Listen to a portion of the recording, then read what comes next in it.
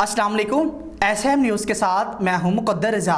SM news studio में खुशामदीद। खबरों का सिलसिला बढ़ाते हुए हबशान करते हैं चनियोट से। इंतज़ामिया की गफलत, अदम तवज्जो और लापरवाही की वजह से अमीरपुर बंगला में जानिशाह रोड पर शहरियों ने सीवरेज का गंदा पानी रोड पर छोड़ दिया, जिससे शहरियों और ट्रैफिक को गुजरने में शदीद मुश्किल का सामना करना पड़ रहा है। इसी हवाले से मजीद रिपोर्ट कर रहे हैं एसएम न्यूज़ के नुमाइंदे मोहम्मद अफजल रुमाना। जी अफजल, आगाह कीजिएगा इस हवाले से।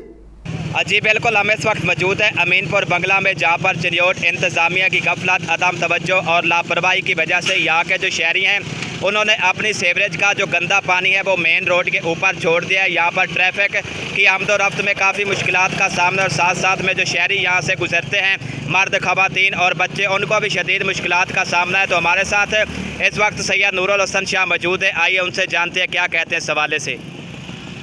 जी, मौजूदा कारपेट जो सड़क है ये मियाँ शहबाज शरीफ साहब के दौर हुकूमत में नवीं सड़कें सौखे पैंडे के प्रोग्राम के तहत बनाई गई, लेकिन जो सीवरेज का पानी है वो सड़क पर छोड़ दिया गया है, जिसकी वजह से 18 करोड़ रुपए की लागत से तामीर होने वाली सड़क टूट फूट का शिकार है और ये दरिया का मंजर पेश कर रही है। और जो ज़िलाई इंतज़ामिया है वो गफलत का शिकार हो चुकी है, वो सिर्फ अपने एयर कंडीशन कमरों में बैठ रही है, इसकी तरफ कोई तवज्जो नहीं आ रही।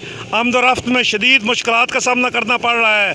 मैं मुतालबा करता हूँ डिप्टी कमिश्नर चनियोट से और वज़ीर आला पंजाब से कि साबिक़ दौर हुकूमत के दौर में बनवाई गई सड़क की हिफाजत आपकी ज़िम्मेदारी है। हमें शदीद मुश्किलात का सामना करना पड़ता है, बदबू की वजह से और पानी ख़राब होने की वजह से।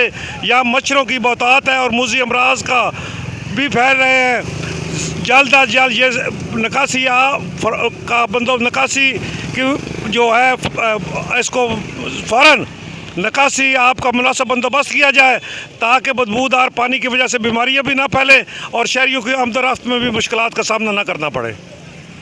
जी, तो इनका ये कहना है कि यहाँ से जो मुख्तलिफ बीमारियाँ हैं वो जन्म ले रही हैं। यहाँ पर डिप्टी कमिश्नर चनियोट जो है वो इसका नोटिस लें और हमारे लिए इक़दामात करें ताकि हम सुख का सांस ले सकें। जी बहुत शुक्रिया अफजल, तफसीलात से आगाह करने के लिए। अब तक के लिए इतना ही। मज़ीद खबरों के लिए देखते रहिए एसएम न्यूज़।